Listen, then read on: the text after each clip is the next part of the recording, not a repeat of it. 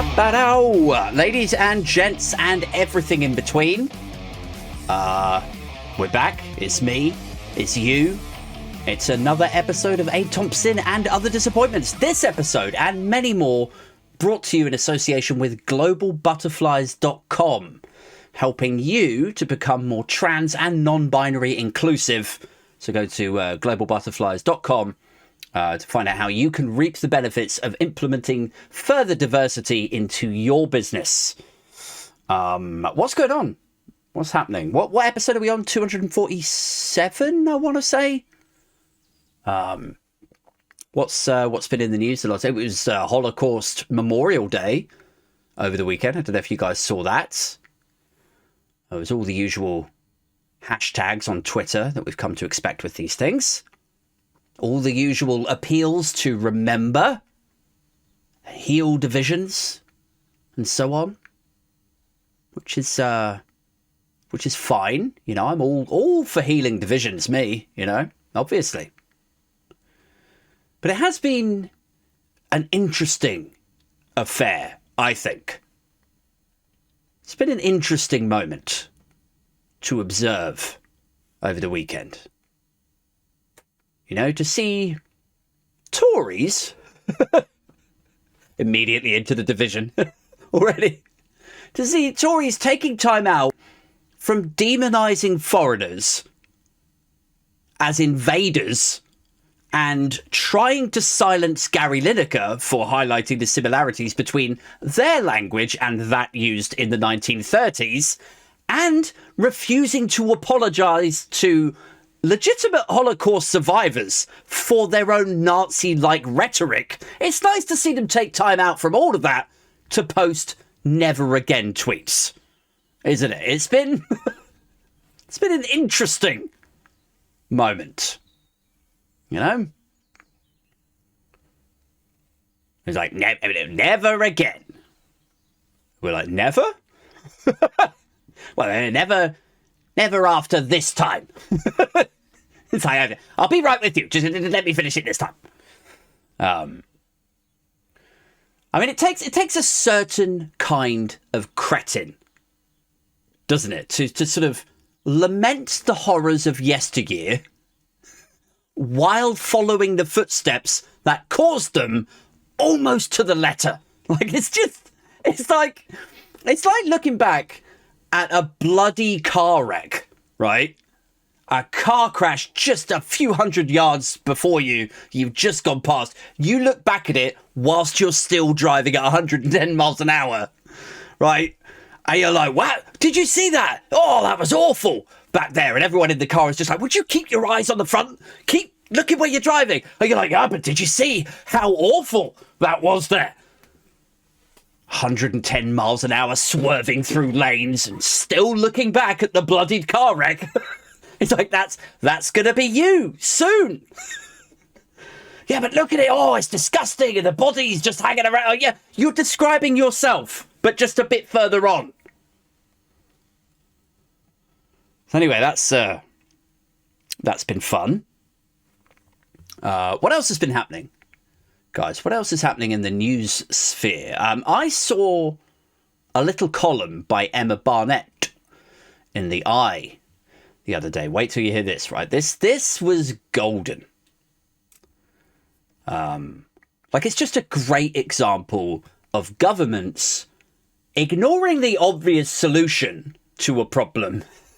I don't know if it's because they're too stupid to understand it, or if they just really don't want to accept that this is the... Anyway, you'll get what I mean in a minute. So, you know how we have a declining birth rate in the United Kingdom, dear listeners? You will no doubt be aware that we have a fairly serious baby shortage, I'm sure. People aren't having children. And it's very sad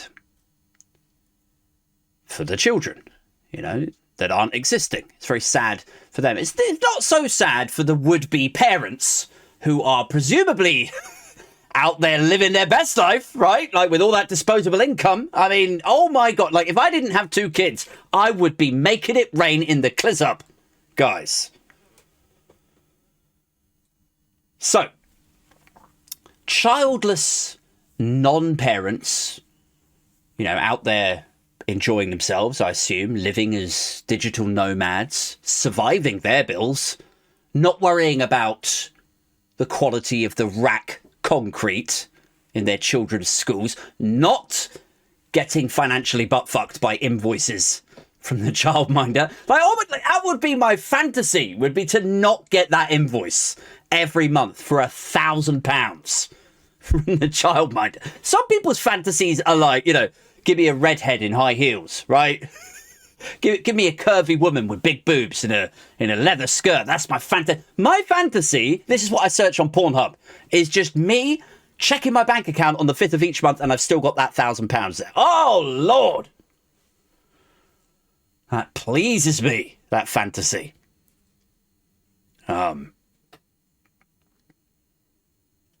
Like, I really feel like having a kid now is so expensive, financially and emotionally, you know, because financially, obviously, it's very pricey to feed, clothe, get the childcare, to get the bigger house so you've got space for the kid. Like, financially it is, but also emotionally, the amount of worry that comes with it.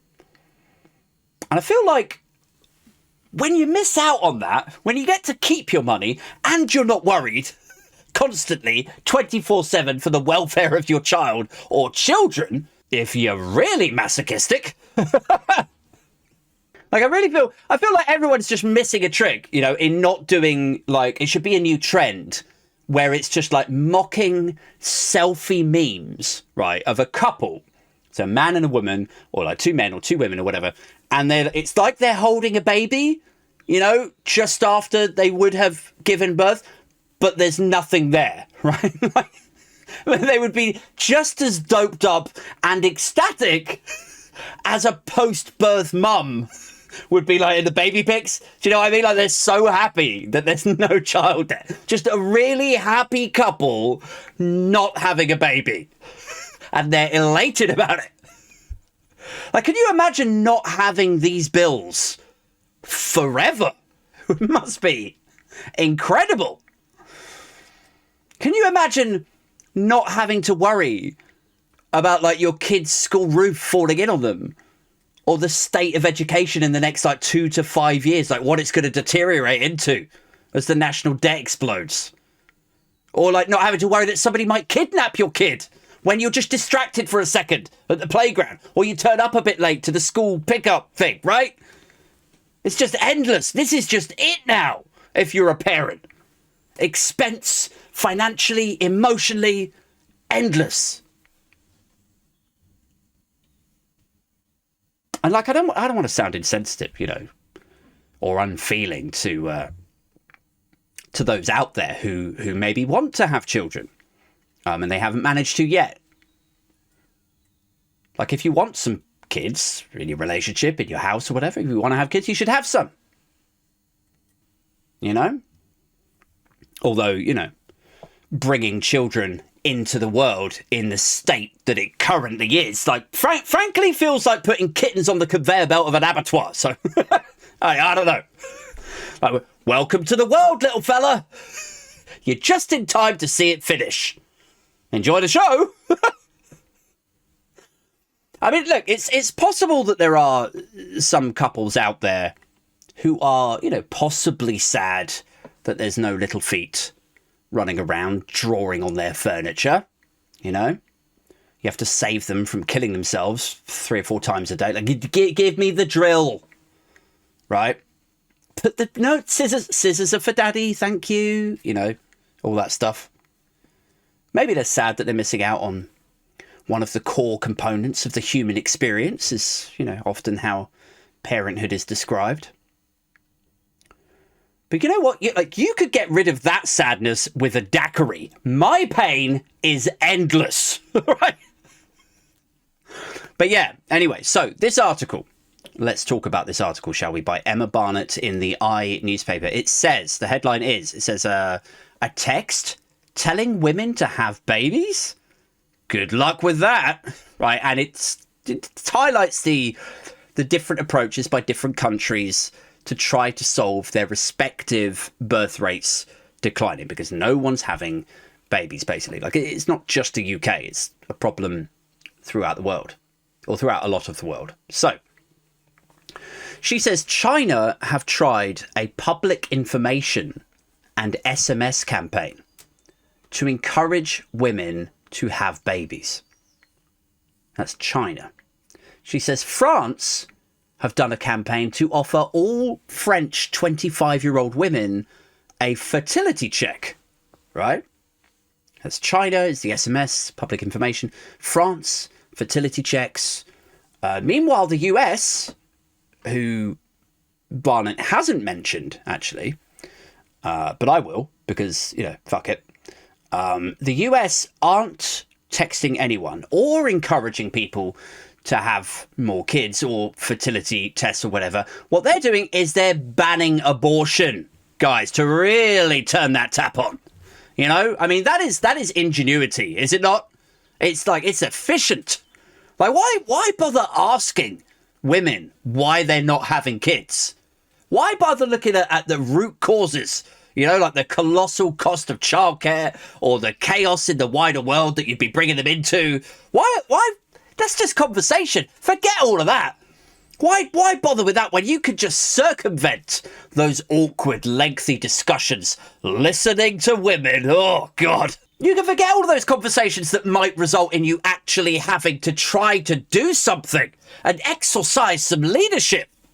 I mean, it's all of that's very roundabout, isn't it? Why not just go straight for the jugular? Unblock the supply chain. No more abortions equals significantly more babies. Clearly.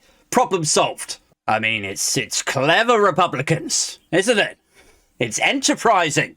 I mean, what are we doing here? We're wholesale deregulating the abortion industry. That's what we're doing, isn't it?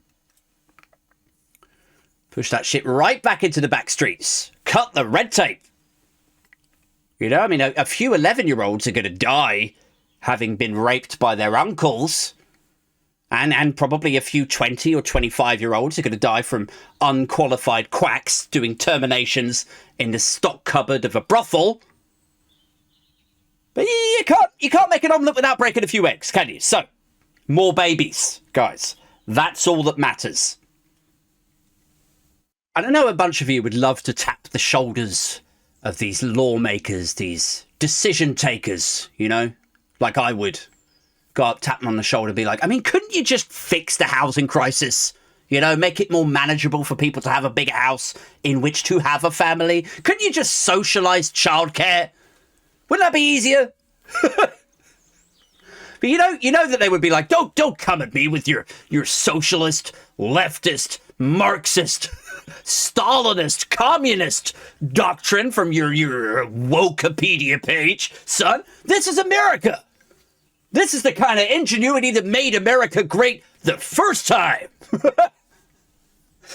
Anyway, so here are the ways that they are trying to encourage women to have babies. You're going to love them.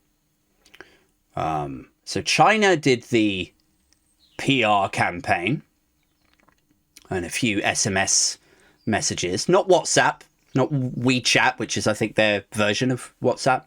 Not anything too modern. You'd think they would do TikTok, wouldn't you? Considering it's isn't it state-owned? Or a portion of it is state-owned? And we're always talking about how they use TikTok to sort of stealth PR the younger generations of the West, like it's a Chinese state-sponsored spy tool and all that. Wouldn't it be easier for China to use TikTok for themselves to encourage or like foment this idea? Anyway, they've gone for SMS.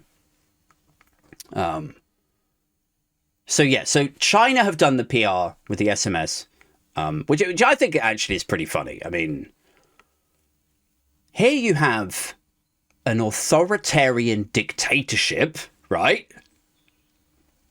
But you can't say what you like about the Chinese government if you live in China. You just can't. Like, they'll have you arrested.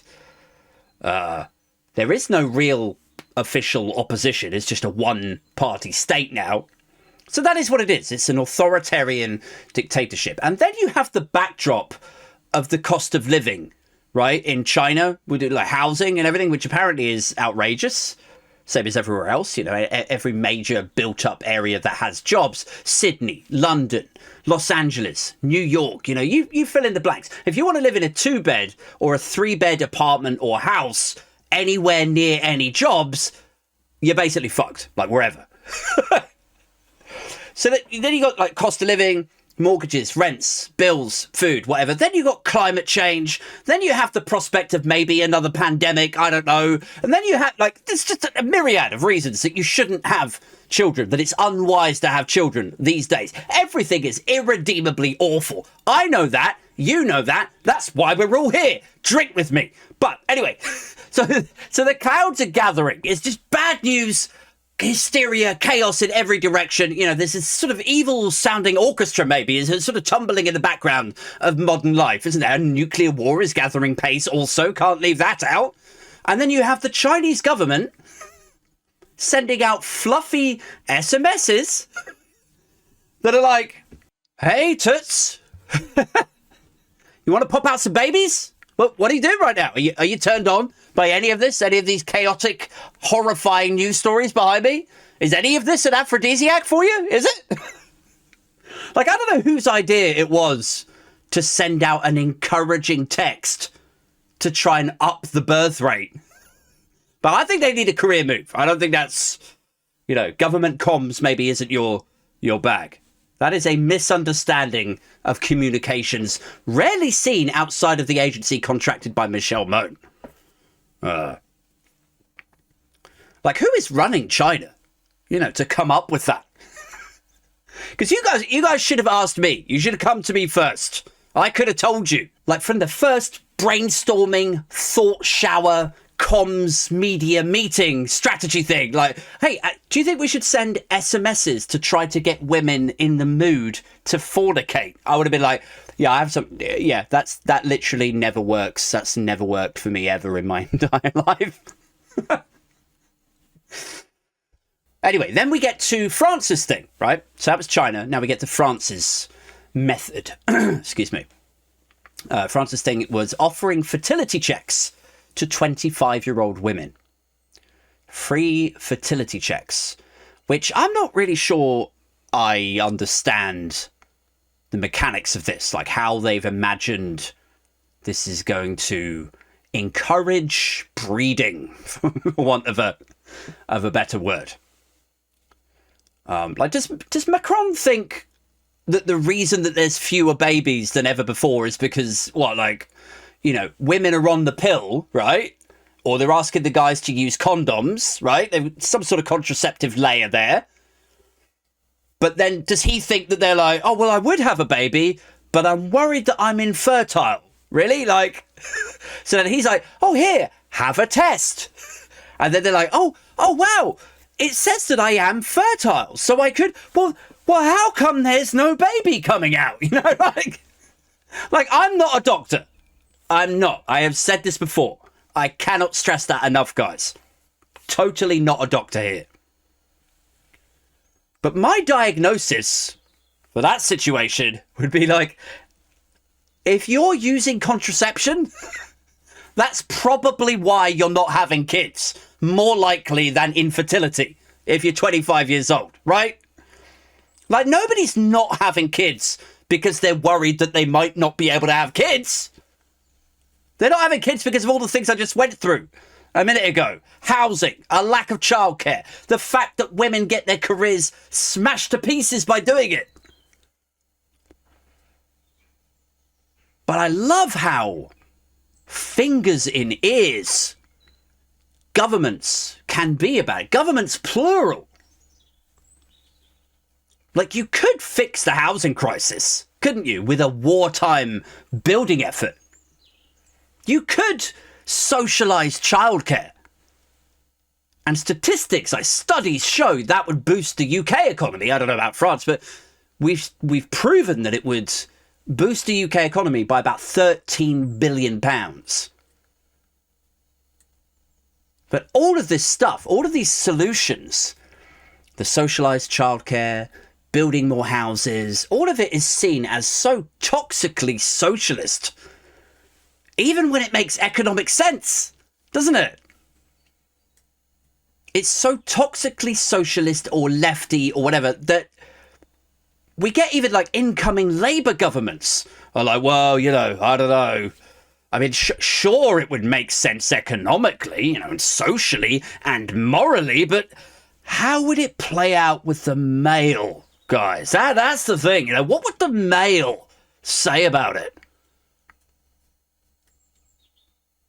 I mean, sure, it would make sense across the board and actually improve people's lives in a very real way that they would feel. It would touch them. And so we would presumably reap the benefits of that at the following general election. We could credibly say that we had improved millions of lives and the economy. Sure, that would be the case, almost undeniably. But, you know, on the other hand, it might just be easier to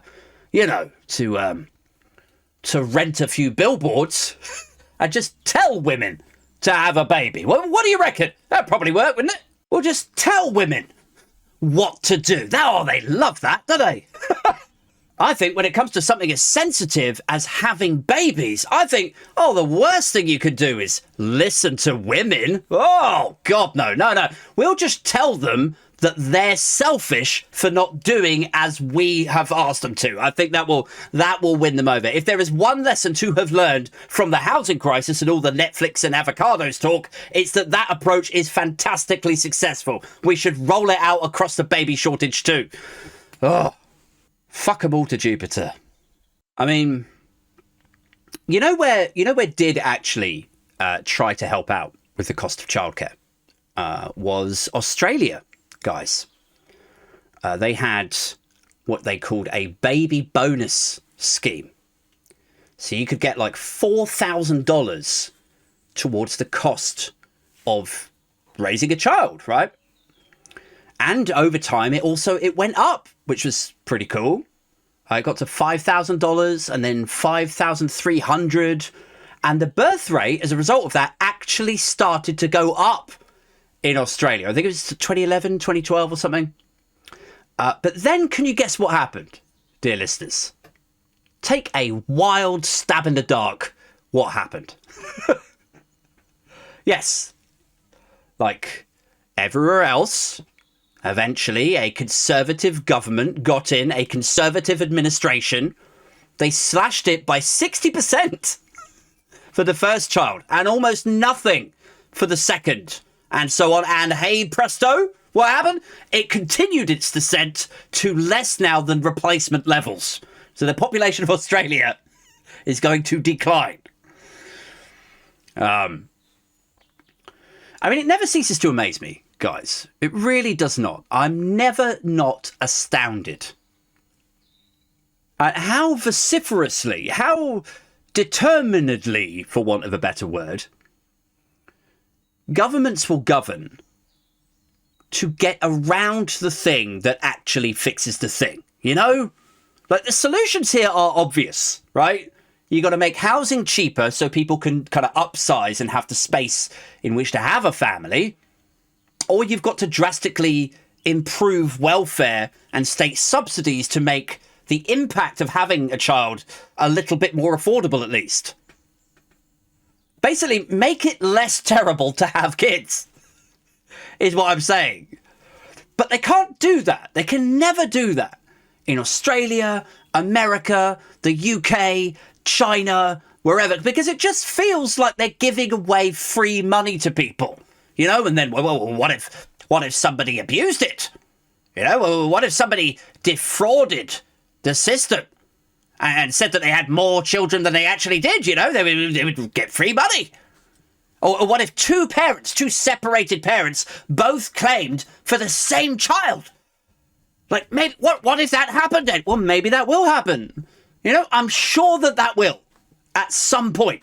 But shutting it down for everyone, because a couple of people here and there might game the system, that doesn't seem right, does it? If the goal that you're trying to achieve is to make it more affordable for everyone, right? I mean, you must know that, imaginary conservative person. you must know that it's not right to tar everyone with the same brush, because the global financial crisis was only caused by a few bad apples, right? The police forces are only a few bad apples that nobody ever thinks actually need wholesale change, right? This is the thing about conservatives, man. Like, and it is true the world over, seemingly.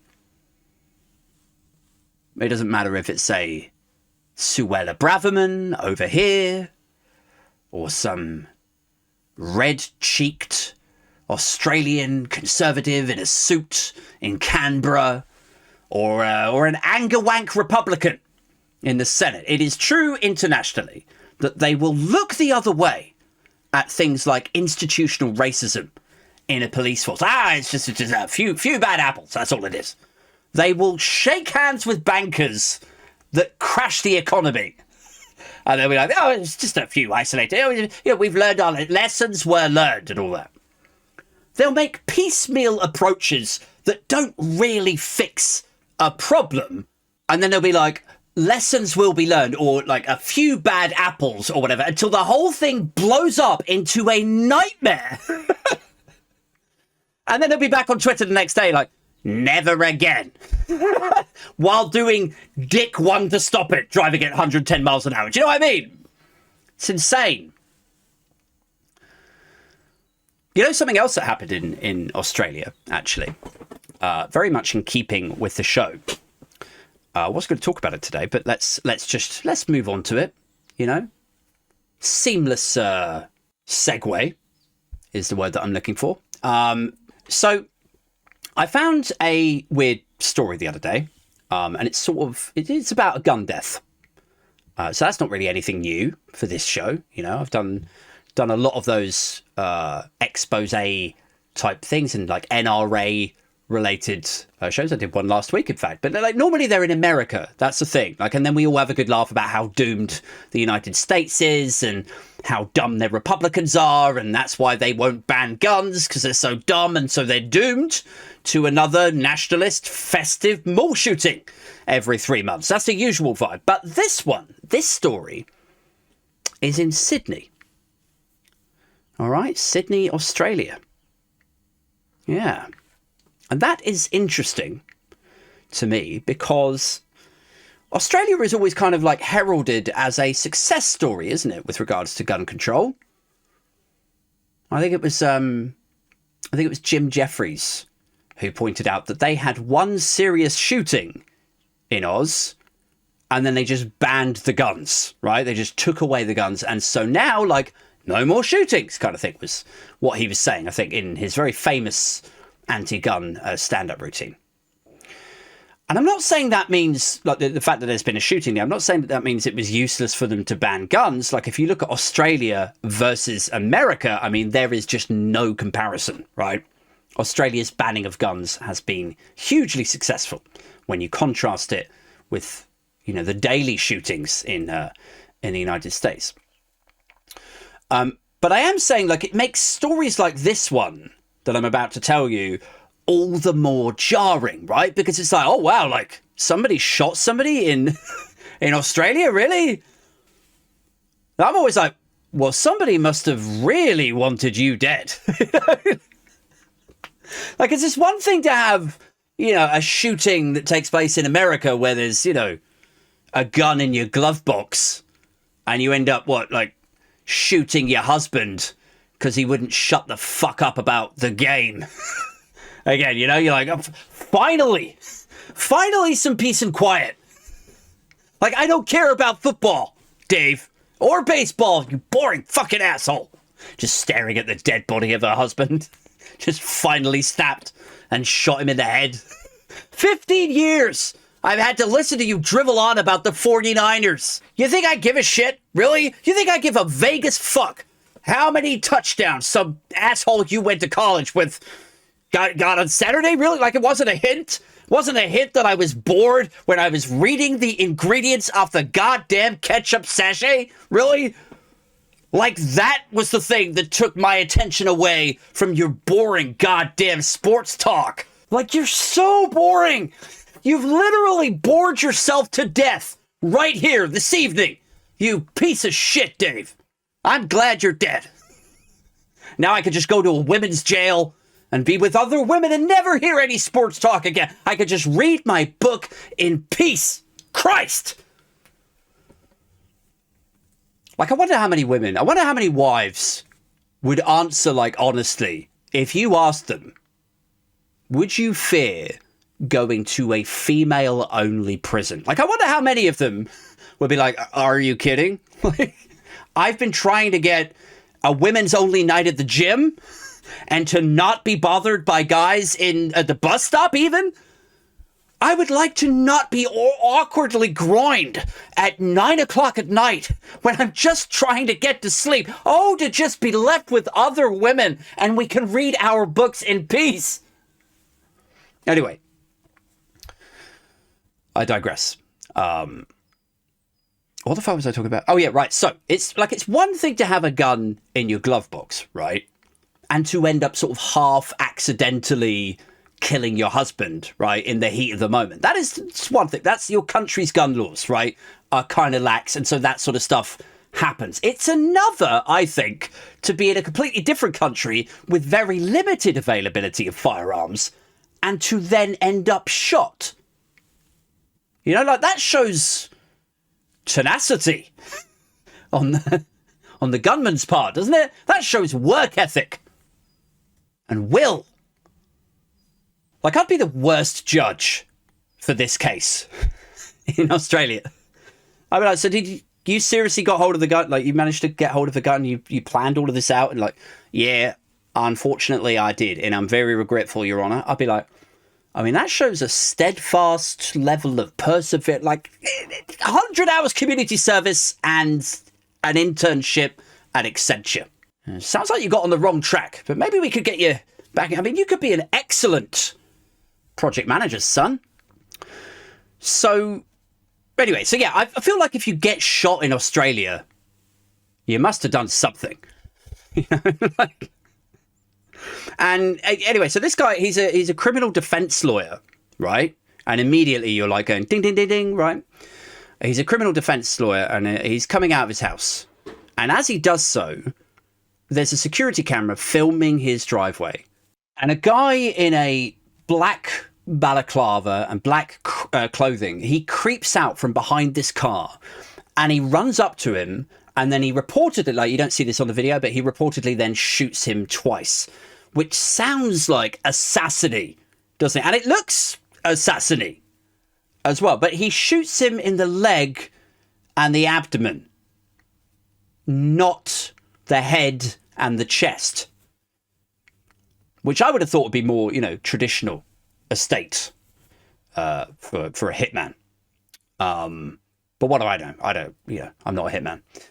So he shoots him in the leg and he shoots in the abdomen and he survives, which is good because, you know, I don't want to be mocking the death of anyone on here, you know, save for a few anti-vaxxers and pro-gun Republicans whose kids find the gun in a unlocked drawer and end up shooting the mum or the dad in the kitchen for a laugh like it's a toy, which within that sort of context of the scenario, there really is an inexhaustible amount of comedic mileage. There just is. Always. It's perfect. But, you know, in this instance, I don't want to mock a guy who gets shot to death, a lawyer who gets shot to death on his own driveway. But he's survived it. So, shot to the abdomen, he's safe. You know, possibly saved by being admitted to a mystery hospital with a mystery abdominal surgery and 2 weeks of blanket coverage by the Daily Mail, who would have been worried sick, I'm sure, just like they have been with precious, sweet, wordless Kate and her routine abdominal surgery. You know, she bravely went into hospital, didn't she? She didn't moan, didn't complain. Very, very brave is Kate. She didn't moan once. Though only because that would require her to speak. And so a dignified silence has, of course, been observed throughout by sweet, sweet, silent Kate. Anyway, so he goes into hospital, he survives, and the police are appealing for witnesses, right? But it's like, who was he defending, you know? He's a criminal defense lawyer, shot in a country that doesn't really have guns? Like, what kind of chess moves would you need to do to get that firearm, to get that ammunition, to risk everything to take this guy out in broad daylight as well? Like, who was he defending? Who has he defended previously?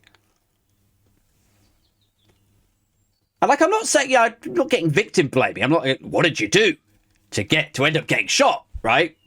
I'm not saying he deserved it. Far from it. I think you should have the right to have a legal defense in a civilized country, no matter what you did. But I'm just saying it's obviously very deliberate, right? Very targeted. Anyway, now there's a superintendent guy from the Sydney Police, and this is quoted from Guardian Australia. And he says, it is a brazen, clearly targeted shooting.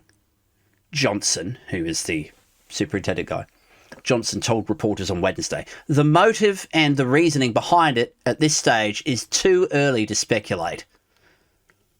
It's too early to speculate, guys. That's what he said. And I'm like, is it though? Is it too early to speculate, really? Like, I reckon this guy, I think his name is Mohammed Abbas, right? I reckon Abbas has an idea who it is. I reckon the police must have an inkling, right? Like, is that really what you want to hear from the police in the immediate aftermath of a shooting? You get shot.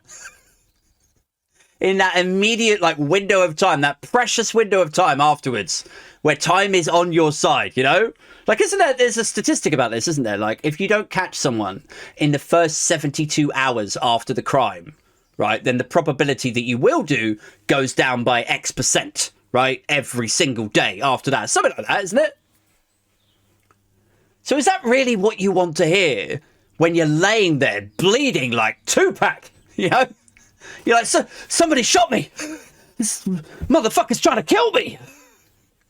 And everyone down the street is just like, get indoors, kids. Get indoors. Brett, pack away the gold and bullshit. Put it all away in the shed. There's a gunman on the loose, Brett. Get inside. And you're like, oh, cool. Look, it's the police over there. Okay, police, come in. Yeah. Who did it? Who shot me? Are you catching him? Have you caught him? Who did this? And they're like, oh, it's too early to speculate, really. Wouldn't you be like, are you joking? Oh, yeah. Well, I like to do my catching after breakfast. No rush. Well, have you got any leads? Any ideas who might have done? Not yet. But I got my brother's Barbie to Savo, and then the game tomorrow. So it's just too early to speculate. You've got to give it time. You've got to process the hate. I'll process me burger and hot dog. And all the rest. Let's regroup midweek. You what? There's a gunman who just attempted murder. I've got holes in my chest, in my abdomen. He's probably halfway to the airport by now already. Yeah, but he's probably just one bad apple. What, one bad apple? Really? Yeah, oh yeah, it's just an isolated incident, I doubt you'll see a repeat of it, to be honest with you. I don't believe this casual, laissez-faire attitude from law enforcement. You're supposed to protect us, protect and serve. Hey, listen. It's too early to speculate. You're probably not going to see a repeat of it, and hashtag never again. Some, traumatized, terrified mother comes out into the street like, I've got kids in there. He's like, well, listen, love. All right, here's what you do, right? You let your kids play outside like normal. You what? I can't. And if the gunman comes back, and that is a big if, all right? I don't think there's any stats that say criminals ever return to the scene of the crime. So you're probably golden. But if the gunman comes back, and if your baby gets caught in the crossfire, oh my God, here's what you do, right? You just wait for the text the text. What are you talking? The text from the government. Why would the government text me? Right. It'll say Queensland government siren system alert. Siren? What's it going to say? It's going to say it's time to make another baby. You get yourself warmed up, darling, and I'll chuck a few in your ovary pond. Guys, that's it. Thank you so much to the Patreons and the community backers for continuing to support the show and the paper reviews and everything else. There's so many of you now. Look, I've got to put your names all on the same credit thing. So there you go. Thank you so much. A doff of the cap to you all. I'll be back Friday night, this coming Friday, with my next mystery super secret guest star. I always have a guest on Friday nights. Last week was Femi. This coming week, not a political figure at all. Who could it be? You can take a guess if you like in the comments below. If you're enjoying the paper reviews and the podcast and everything, do consider hitting the thanks option here on YouTube, or join the YouTube community, or Patreon, patreon.com/Aid Thompson. If you join the community or the Patreon, you get access to the Discord instant messaging chat. I'm in there most days. I also pop in there after the live shows on Friday nights. You'll get credited at the end of shows like this one. Basically, you get named and shamed, don't you? As my sort of veritable accomplices or co-conspirators. You get episodes of the podcast 2 days before everybody else, and our next cult, because it's basically a cult, right, that I'm building. Our next cult meetup will be in March. That's in London, which is of course free to Patreons and community people, and that'll be in London. So if you are supportive and you want to get involved in it all, jump on patreon.com/Aid Thompson. Until next time, guys, dear Binfluencers, people of the booge, I'm out this motherfucker.